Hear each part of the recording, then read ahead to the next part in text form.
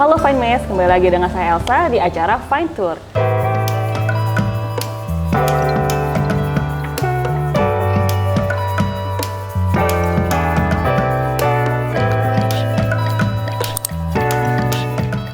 Episode Fine Tour kali ini, aku mau ngajak Finemates sekalian untuk berkunjung ke salah satu proyek yang dirancang oleh Fine Team Studio yang berlokasi di Cibubur, yaitu EF House.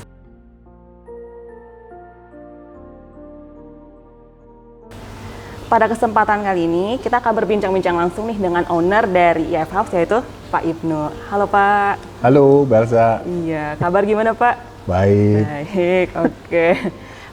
Saya mau ajak Bapak untuk kita ngobrol-ngobrol singkat tentang rumahnya, boleh ya Pak ya? Boleh, boleh. Oke, kalau gitu kita langsung mulai aja ya Pak. Awal mula saat Bapak merencanakan untuk mau nge-build rumah ini, Bapak ada kepikiran akan memakai jasa arsitek kah, atau interior, atau bagaimana tuh? Iya, itu karena saya mengconsider bahwa fase desain atau fase menggunakan arsitek itu, kalau saya compare dengan bidang pekerjaan saya, ini masuk dalam fase engineering gitu. Dan fase engineering itu kalau di satu cycle project itu menjadi satu fase yang cukup penting, yang cukup krusial supaya eksekusi di proyek itu menjadi lebih lancar gitu. Tadi kan merupakan fase yang cukup krusial juga ya dalam memilih ini. Boleh diceritakan mungkin Pak pengalaman Bapak dan Ibu dalam memilih memakai jasa arsitek dan interior itu seperti apa? Pengalaman yang saya dan istri dapat sih, kita bisa lebih mudah untuk memvisualisasi ide-ide yang ada di kita gitu ya.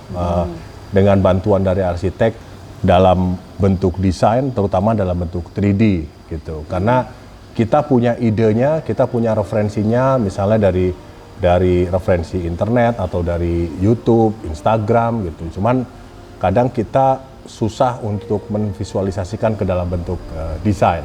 Nah, inilah fungsinya arsitek untuk bantu kita lebih memvisualisasi ide-ide atau keinginan-keinginan dari saya dan istri gitu. Kalau saya boleh saya tarik intinya tuh dengan adanya arsitek dan interior ini mempermudah Bapak dan Ibu menggambarkan kira-kira saya maunya seperti ini, bagaimana gitu ya. Ya, kan bisa juga kita maunya seperti ini, maunya seperti itu, tapi begitu divisualisasi ternyata kurang proporsional gitu ya, atau kurang match gitu. Nah itu bisa terbantu dengan adanya teman-teman arsitek seperti itu. Oke. Kalau boleh tahu Pak, awal mula Bapak tahu Fine Team Studio itu dari mana sih, sama kenapa, apa yang membuat Bapak tertarik gitu dengan Fine Team Studio? Iya, sekarang kan udah era digital ya gitu. Jadi saya tahu Fine Team dari Instagram. Waktu itu yang cari Instagramnya Fine Team itu dari istri, terus terang. Istri Bapak.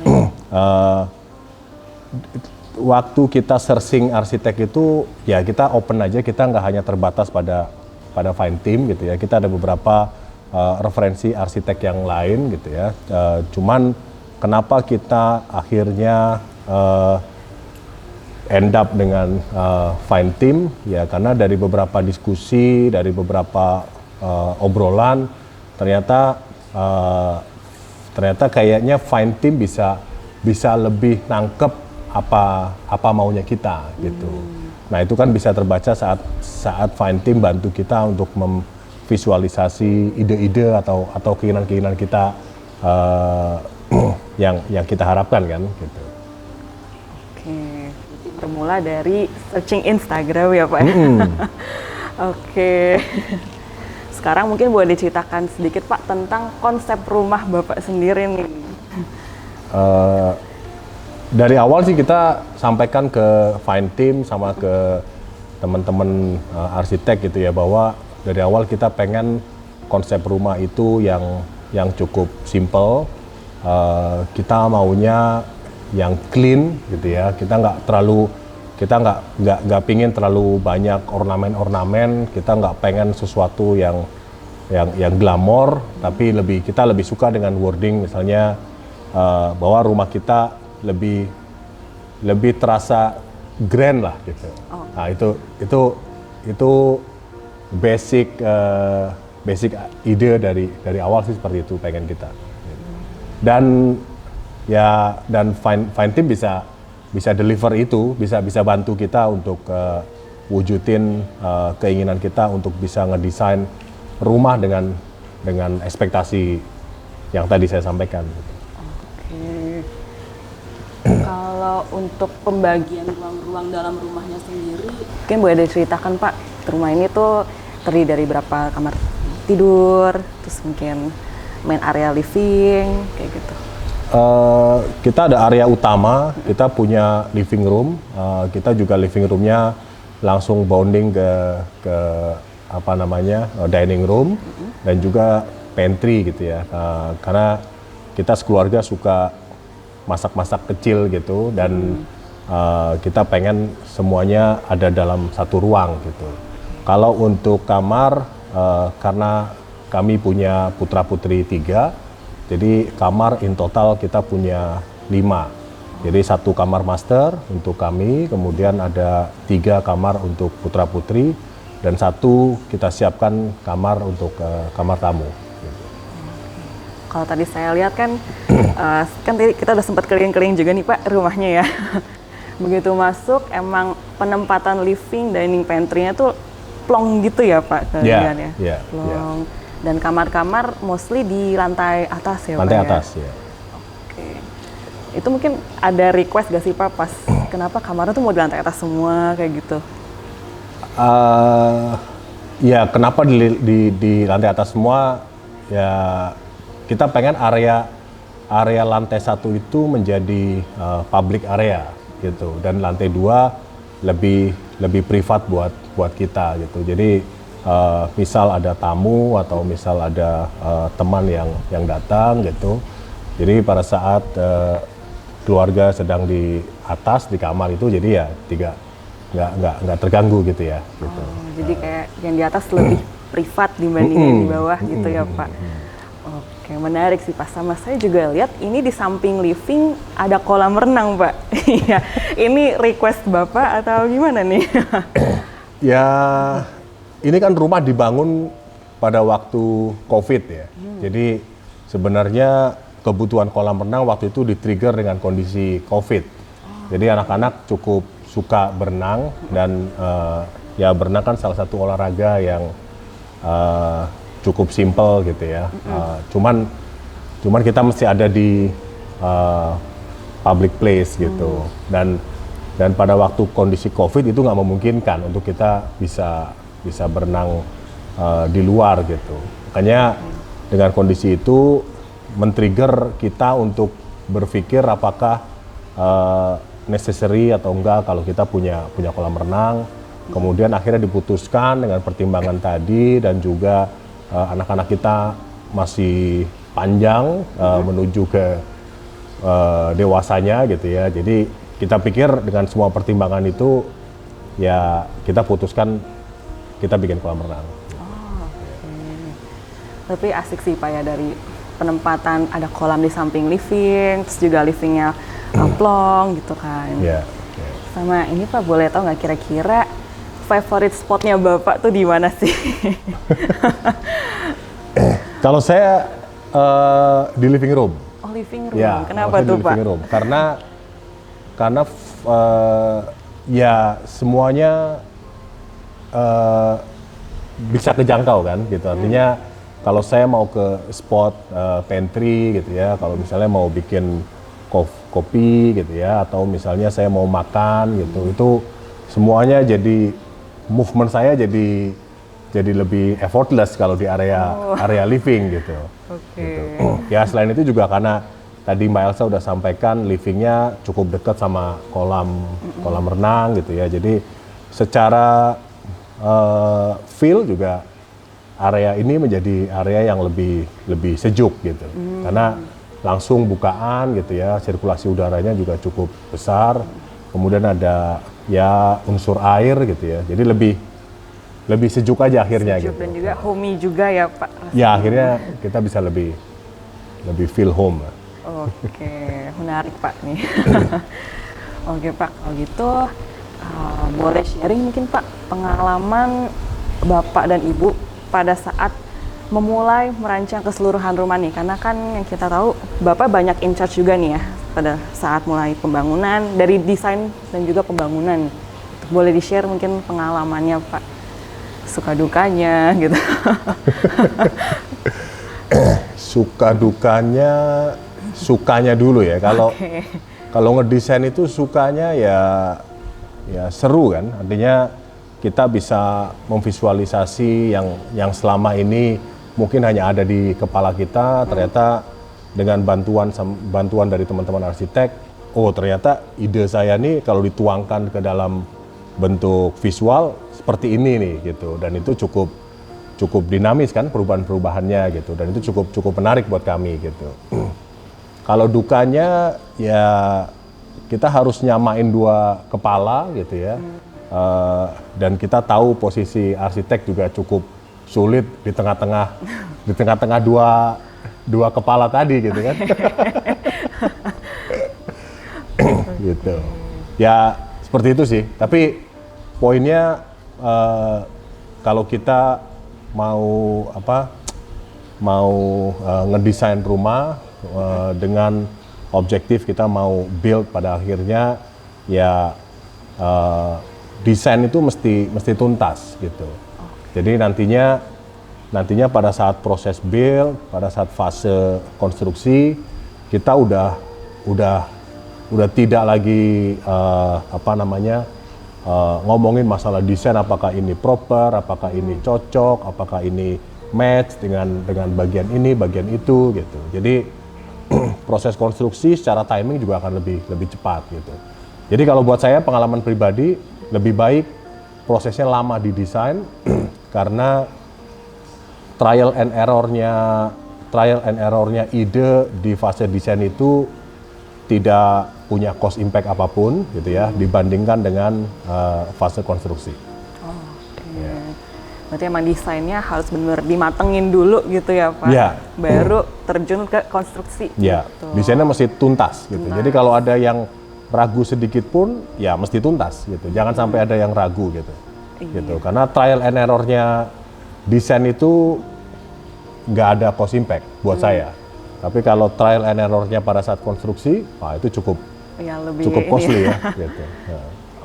Oke, next mungkin boleh ini Pak tips dari Bapak dari as owner dalam proses perancangan sampai tahap pembangunan nih buat para teman-teman yang nanti memulai membangun rumah atau juga merenovasi, apa tuh Pak as owner gitu? Kalau di fase desain kita mesti se-honest mungkin, sejujur mungkin sama arsitek gitu ya. Apa yang kita pinginkan, apa yang kita nggak pingin gitu ya. Dan kita mesti sampaikan secara kata-kata, secara cerita bahwa kita pengen desain rumah, kita pengen konsep rumah yang seperti ini, seperti itu gitu. Nah nanti kita lihat apakah arsiteknya bisa nangkep kemauan kita atau enggak gitu. Dan juga arsitek juga punya poin penting untuk bisa kasih kita masukan gitu ya pada saat kita menceritakan semua keinginan atau konsep-konsep rumah yang kita inginkan gitu. Nah, kita bisa lihat di situ nanti chemistry-nya apakah kita dapat atau enggak dengan arsitek gitu. Buat saya kalau chemistry-nya nggak dapat dengan arsitek, lebih baik segera di cut gitu. Karena ya maksud saya di cut tuh maksudnya kita cari alternatif arsitek yang lain gitu. Karena arsitek ini akan punya engagement dengan kita sampai dengan proyek ini selesai kan, sampai dengan ini ke terrealisasi gitu, sampai proses build gitu. Jadi arsitek mesti bisa nangkep keinginan kita gitu. Itu sih. Berarti ada faktor komunikasi dua arah yang baik juga ya Pak kalau saya lihat ya. Ya. Dan kita mesti lihat arsitek mampu nggak nangkep keinginan kita gitu ya sebagai ya sebagai orang yang sedang punya cita-cita pengen bangun rumah atau pengen bangun tempat tinggal yang sesuai dengan impian gitu. Gitu. Kalau ya tips di fase konstruksi ya kita harus punya banyak waktu, untuk supervisi secara langsung. Kita harus hands on secara langsung proyek itu. Memang akan memakan sedikit banyak, akan memakan waktu, akan memakan energi kita gitu ya. Walaupun kita sudah punya tim kontraktor, kita sudah punya tim arsitek, tapi involvement kita sebagai owner, karena kita yang nantinya akan menempati rumah itu pasti secara ownership itu akan jauh lebih besar gitu. Jadi hal-hal detail yang menurut kita itu akan jadi potensial isu di kemudian hari. Nah, biasanya itu akan kedetek pada saat proses konstruksi. Gitu. Jadi menurut saya sih walaupun sudah ada tim arsitek, tim kontraktor, tapi kita tetap harus hands on. Kita harus involve langsung lebih banyak gitu ya. Gitu.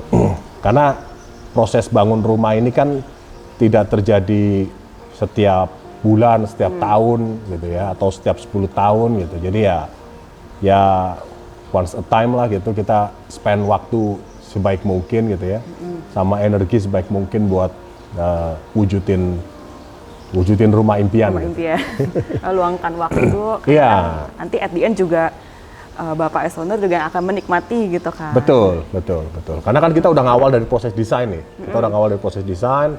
Kalau misalnya kita nanggung proses build-nya kita nggak kawal detail, menurut saya sih agak sayang nantinya. Gitu. Kira-kira ada pengalaman sepanjang dari desain sampai build yang paling berkesan banget buat Bapak saat ngapain tuh Pak? Yang paling berkesan kalau Mbak Elsa ingat, kita rubah dimensi tanah yang tadinya lebar 9, tahu-tahu begitu fasad sudah jadi dan beberapa bagian interior sudah jadi, ternyata kita ada informasi bahwa lebar tanah ternyata 12 ya. Gitu. Nah, itu kan ya totally berubah akhirnya kan, kita mulai dari nol lagi gitu. Nah, itu buat saya sih yang paling berkesan sih dari proses ini. Artinya kita ada waktu 3-4 bulan yang terbuang kan gitu. Oke Pak, kalau gitu mungkin ada another tips lagi Pak untuk para finemates yang benar-benar masih awam banget gitu soal membangun rumah, dan mereka berencana untuk memilih apakah harus memakai jasa atau tidak gitu. Kalau dari pengalaman kami sih ya memakai jasa arsitek buat kami itu sangat worth it ya. Tapi buat kami sih proses build rumah kalau itu menjadi target impian rumah kita sih, ini strongly recommend ya buat teman-teman yang mau bangun rumah, ya kami sangat merekomendasikan untuk pakai jasa arsitek gitu. Ya. Oke Pak, kalau gitu terima kasih Pak untuk waktu dan kesempatan yang diberikan. Thank you juga untuk tips-tips yang udah Bapak share ke saya dan juga ke finemates sekalian.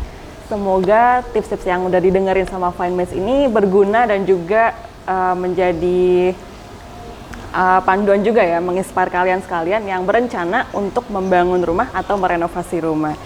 So, saya Elsa dan juga Pak Ibnu, kita izin pamit. See you on another Fine Tour episode. Bye-bye.